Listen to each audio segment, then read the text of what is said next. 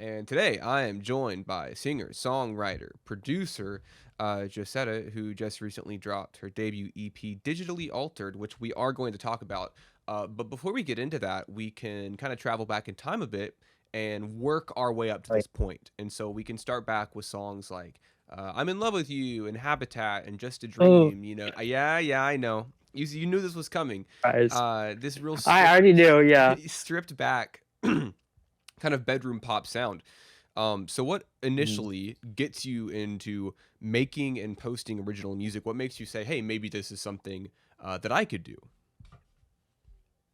Okay, so it's a little story actually. Hmm. So back in like 2017, when I was like 13, turning 14, I was okay. This is gonna like sound like it has no correlation. Okay. Okay, I had like a 21 Pilots like editing account fan page because I was Okay.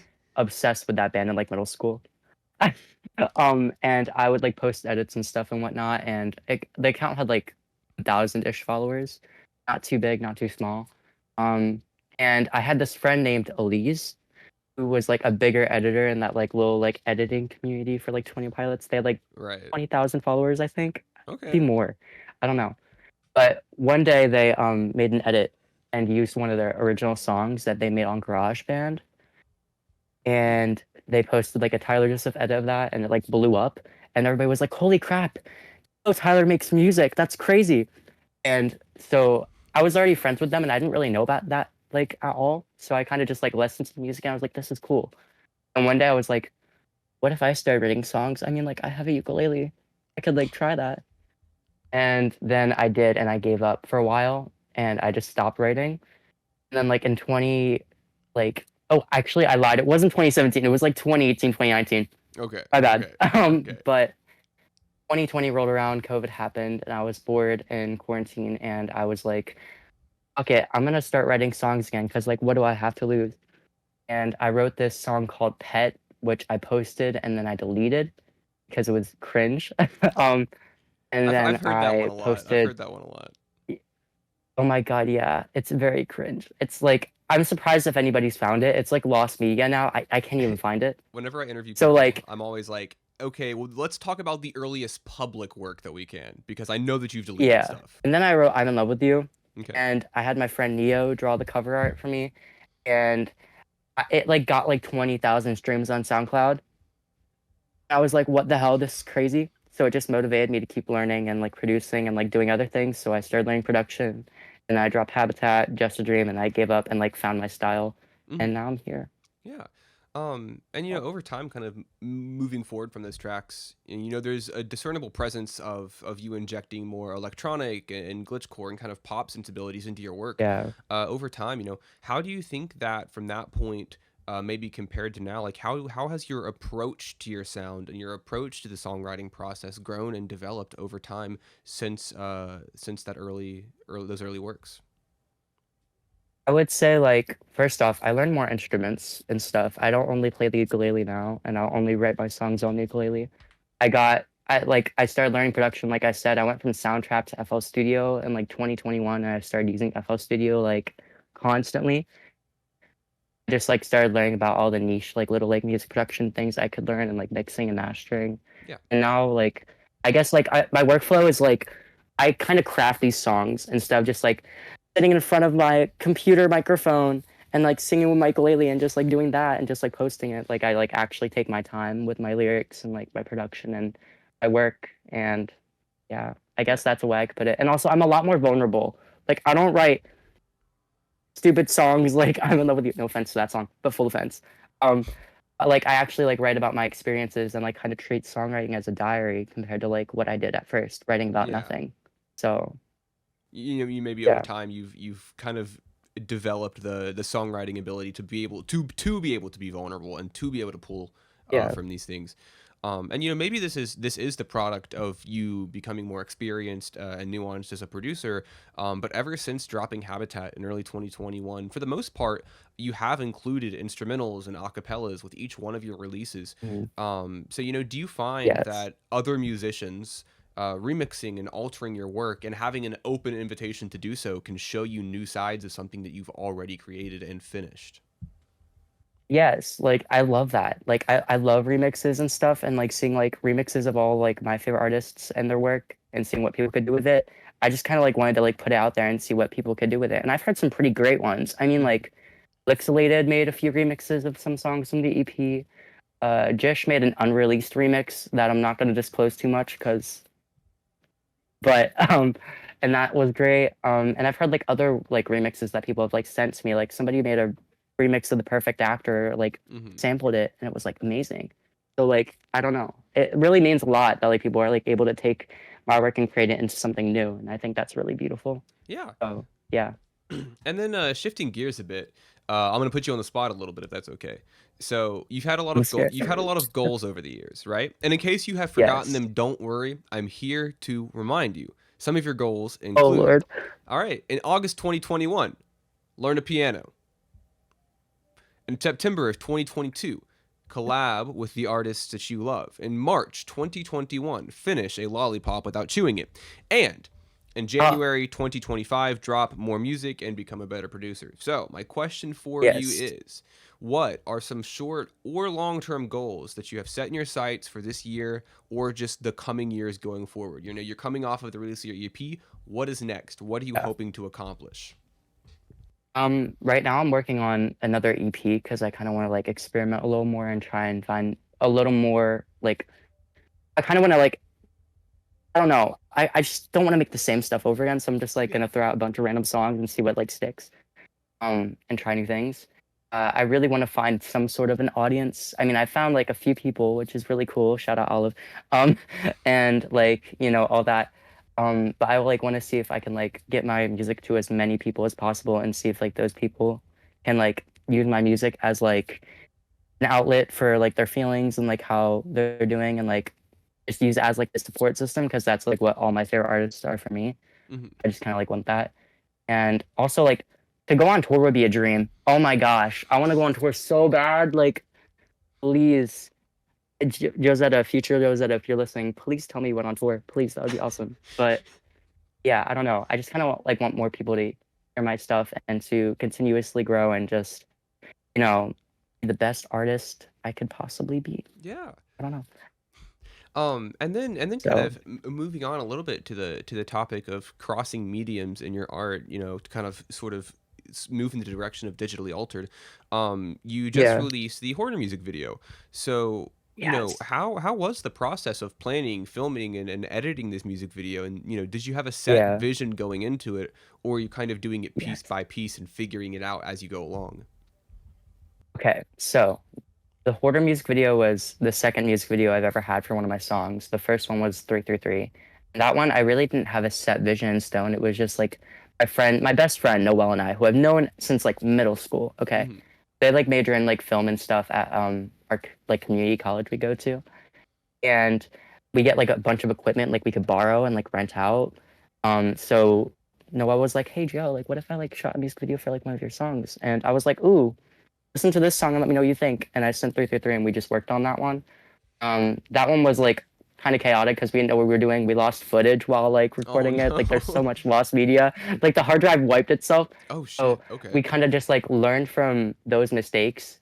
Also, the camera kept on dying. We had to use Noel's second camera that they owned. So that's why some of the footage is like S-Log 3 and some of it's like really fine. Yeah. But for Hoarder, we really didn't want to like have that issue again. So we like made sure everything was charged. We made sure we didn't wipe out anything and that the audio was recording. And yeah, so everything went great with that. But the vision I had for the video um was based on a dream I had actually. Oh, That okay. song is obviously personal to me. I'm not gonna go and disclose too much. I mean, it's pretty self-explanatory, I feel. I had a dream after like stressing out about that whole thing one day, and I fell asleep and then I woke up and I was just in the middle of a field with a bed at night, just nowhere. And I'm like, hello? Like, is anybody out there? Like, I was like really confused. And I just kind of like stayed there and I didn't really do anything. And I just kind of like took it all in and like took in the peacefulness of it all. And like, it was just, that was like, it was like a moment of peace for me.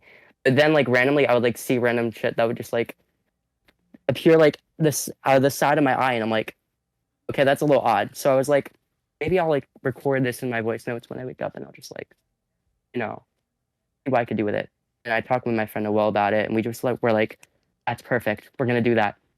So we gathered like all of my friends, and we got somebody who I met at my college who I consider one of my friends, Diane. She's like basically my college mother at this point. I love her so much. We got her to play the hoarder, and she was really down with it, and we kind of just like did all that. And so we got like a bed. We made my entire bedroom set using all my posters and my vinyl records and like all my personal items. And then we just like made it, completely trashed it, Oh, and then okay. recorded everything. That's why some of the footage looks like it's like everything's everywhere all at once. Like Yeah. that's kind of the whole point I wanted for it. And then we did the field stuff. And it was all great, and the experience was really fun. Besides and the cops called on us when we had to film the field scenes. What happened there? And okay, so we were just like filming and whatnot, and we were at like a local park that is in my town. And we were just recording. We had the lights set up, the bed set up, and I'm just like eating and being cunty and doing my little thing. Right. And As one does. and well yes. And so we were just like recording, and this cop walks up and he's like, "Do you guys have a permit to be doing this?" And I was like, "That's a great question."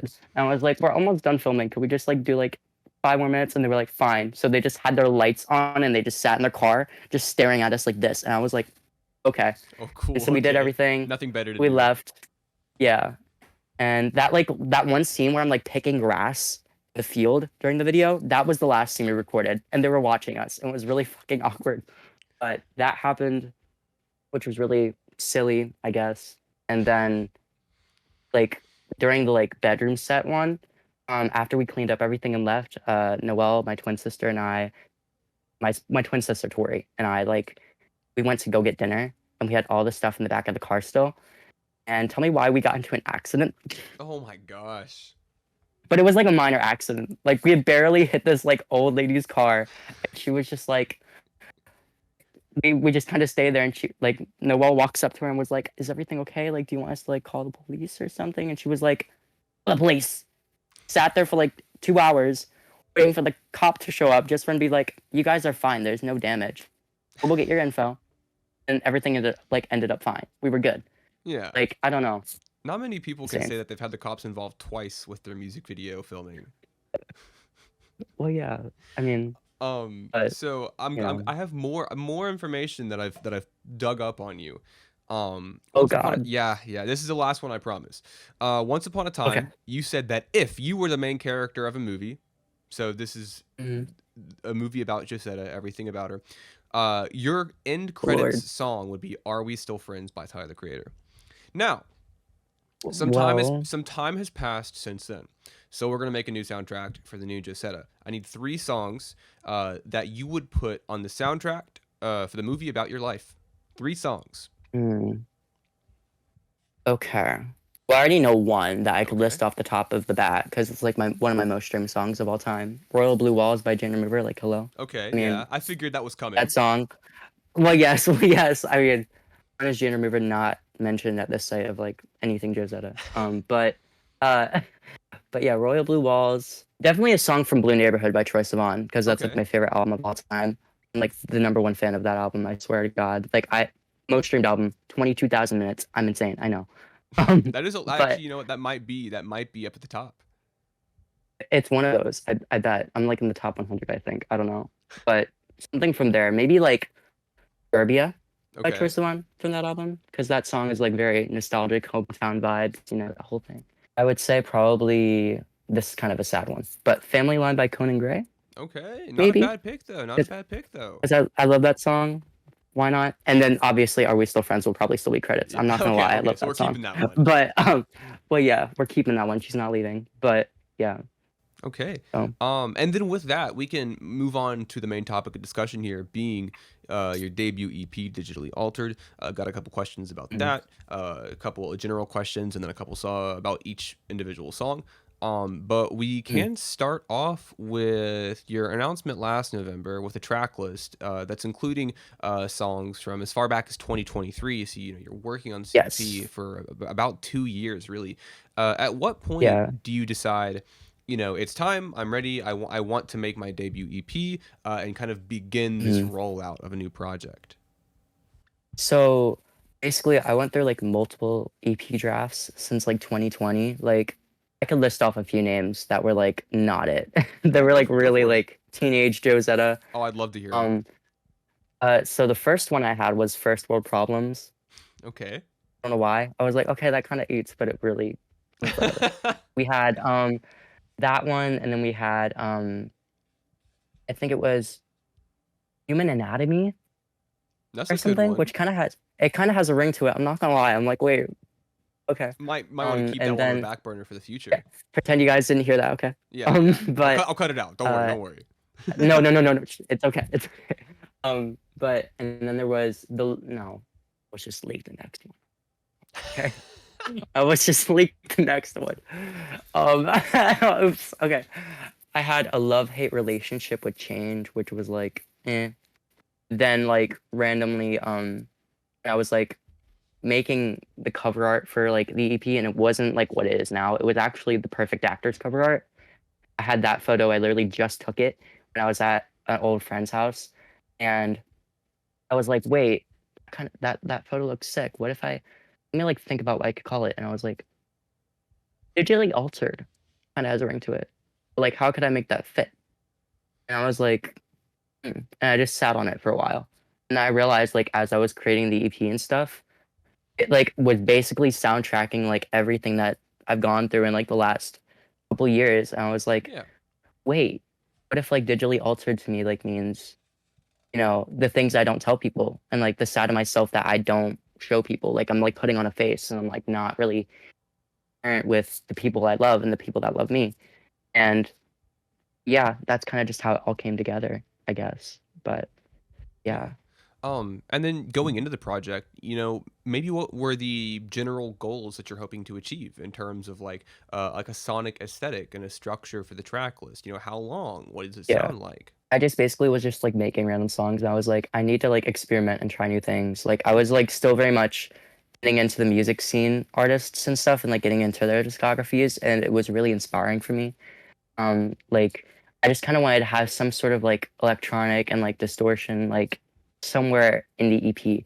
And I just didn't know how to kind of do it until like one day I just started doing it. I don't know. Yeah. I mean, that was pretty much it. I just kind of wanted to experiment and try new things and like learn how to mix properly and do all that and make it sound somewhat decent, which I think I got it. I hope. But and yeah, I don't know. I just kind of wanted it to be as transparent as possible and have people fall back on it if they needed it. I Yeah. mean, that, like I said earlier, I want to help people. I mean, that's like the whole reason why I even put it out in the first place. And that's what I love about music the most. So, yeah, Yeah. that And was the goal. you kind of briefly touched on it already a little bit, but so much of the EP's themes are dictated and driven by identity and the rejection of it and Yeah, the isolation that can stem from it. So how does that yeah, title "digitally altered" play into and kind of act as the mission statement for the messaging of yeah. the entire project? Wait, now that I think about it, you're kind of onto something because it kind of is low key transcoded. But like, I mean, like when I started writing this EP, I was not cisgender, obviously. I wasn't straight. Like I already knew that. Hello. Right. But I was like a non-binary teen and like had like short hair and like all this stuff and I wasn't like transitioning or anything, but as the EP like and the making of it went on and like all the like struggles I faced with my identity, it just like by the end of it I morphed into this completely like different person who is like me. It's basically me at this point. Like Yeah. the start of it, it was just like me being, what people wanted me to be, and now I'm just like, who cares? And that idea of being like of sort of coming to those conclusions and saying maybe this is what uh maybe I think people think that I should be and what I should be and who I Mhm. think I am, In my mind, The Perfect Actor is probably one of the most in-depth explorations of those ideas and Yeah. themes. And you've mentioned that much of the messaging on digitally altered centers around emotions and experiences that you weren't necessarily ready to share with anybody at some point in time, Mhm. maybe before this. And Yeah. so with that song, Perfect Actor as the focal point for this question, I guess, how does in music, life, online, anywhere else, how does perceived social identity conflict with desired personal identity? I feel like we're all like striving to be well, not striving to be, but like striving to like improve ourselves and like how we look and how we act and like all this stuff. Like, I mean, we all have insecurities and stuff Yeah. that, we kind of feed into. And really, like, the EP is like basically my most authentic self. Yeah. I could officially say that. We can kind of move back a little bit and talk about Secret, which is the opening track of the album. And it's arguably the Yes. poppiest song on the EP as well, with these like buzzy like Yes. synth grooves and the real snappy percussion. In your mind, Yeah. what about this song makes it like the opener for what else is to come? And what was the thought put into the structure of the EP? With the EP, I discussed like basically everything. It was like, you know, issues I was having in my relationships, issues with my identity, issues with my family, and like a bunch of different things. Just like, me going through all these things. And I feel like with Secret, it was like it was the starting point for like how I was feeling at the time I was writing the EP. Like I was kind of, I really didn't care about many of my actions. I kind of treated some people like shit. And I was like very much so observant of other people's actions. And I Mhm. guess it's just me being like carefree and just like doing whatever and just like being like, I know what you did. It was just me being stupid and like 17, 18. But I mean, I didn't write the song at that time. It was like the last song I wrote. I just wanted to make a fun pop song. I was like, what if I just like wrote like how the things I was doing at the time, you know? Yeah. And it's just like me being naive at the start of Okay. it. But I Yeah. feel like as it goes on, I'm like, oh, This is you know, process of like maturing, maybe moving yeah. away from that And I, mindset. yeah.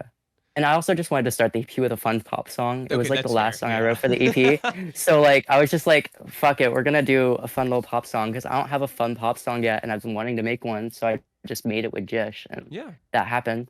Well, But speaking of yeah, not pop songs, we have the Deepened and 333, which th- both lean heavier into like plucky, folky ambiances, and then you have splashes of yes. like electronic texture.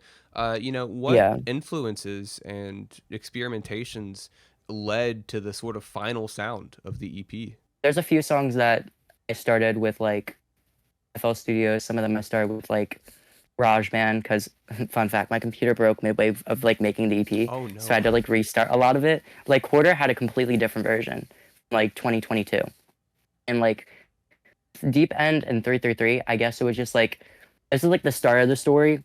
I guess everything kind of goes to shit, Yeah. but with Deep End and 333, I was like going through a lot. It was like late high school senior year. I was like facing harassment from peers for being queer, losing friendships, and like I felt like everything was crashing and burning at that point. And I just Right. kind of wrote those two songs as like a damn, this is like really like kind of not the greatest. I mean, 333 is more a reflection afterwards, but like Deep End was like a year later. I processed everything. I was like, crap, this is like yeah. But like I mean, my inspirations for these have always been like Jane Remover, obviously. Yeah. Oh, like hello, Breakins. A little bit of Glaive inspired the EP because like I mean I found his music in 2021 and that's like when I started experimenting with different styles like I did with Hoarder. Um and Underscores inspired Secret. Um like I feel like a bunch of different artists in the scene and artists that I like in general, like Conan Gray, Troye Sivan, Isaac Dunbar. Yeah. All my favorite artists basically just inspired this EP. Like I look up a lot to like specifically like producing artists, like artists that produce their own work, is they have like a just like unpacking like how they made everything, and that's Hmm. kind of like why I was like I can just do this on my own. Yeah. But Um, yeah, And then we can fast forward to the end here. We reached the end of the project, and we have the unsent project there at the end. And I guess we can kind of yes, ask a similar question that we asked about Secret. Being what makes this song act as like the conclusive work to the EP. Why does it yeah. wrap things up? For the Unsent project, I wrote that one last summer. I had this friend of mine who I'm not gonna get into the whole full story, but she kind of did me really dirty. Okay. He's like there was like a few like 333 and like Deep End are kind of about like what was going on at the time, but it wasn't fully necessarily about. It was like a bunch of different experiences that were also inspiring it. But for like and Sun Project, I was just having a really bad day. Mhm. Like and like like old friend who I don't speak to anymore, just kind of like off without any explanation and kind of just like left me there. college. Damn, like I really miss you, and I thought like, but that's okay. And I like texted a few times, didn't get really a response. Like I was sending messages on the unsent project to her and stuff because I was just like, I miss you. I wish you would talk to me, like that whole type thing. Yeah. And that kind of inspired the song. It's kind of like the conclusion because like the whole like digitally altered thing. It's like the start of the like everything like with a friend, with my identity, with everything. Yeah. Just now, it's like I guess it just shows like how much has changed within like a year and a half. It's kind of a sad note to end it on, as per usual. A That's lot of okay. projects do that. And I felt like the Unsent project was like the perfect one because that song means a lot to me. I made it in like one day, consistently listened to it after I made it, and I was like, this low key might be the best one. I'm not gonna lie. Shout out to that friend for inspiring that. Yeah, for Missed them inspiring a a good song. lot. I'm Okay. grateful for it in a way because of that, but yeah. Once the with the once the EP wraps up with that song, I guess maybe as an artist, as somebody posting their music online and sharing it and wanting people to listen to it, um, moving on from this EP, like what do you want people to take away from it? If they take anything away from it, even if it's just one thing, what do you want people to take away from this EP once they're done listening to it?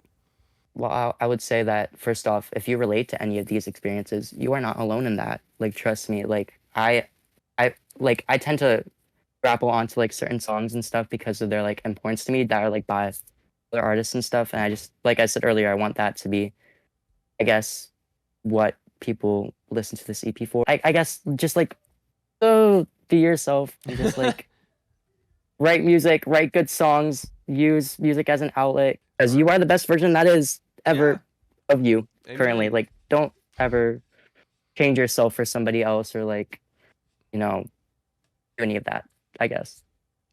All right. And And with that, that is my final question. So thank you so much for joining me today, and I appreciate all your thank great you. answers.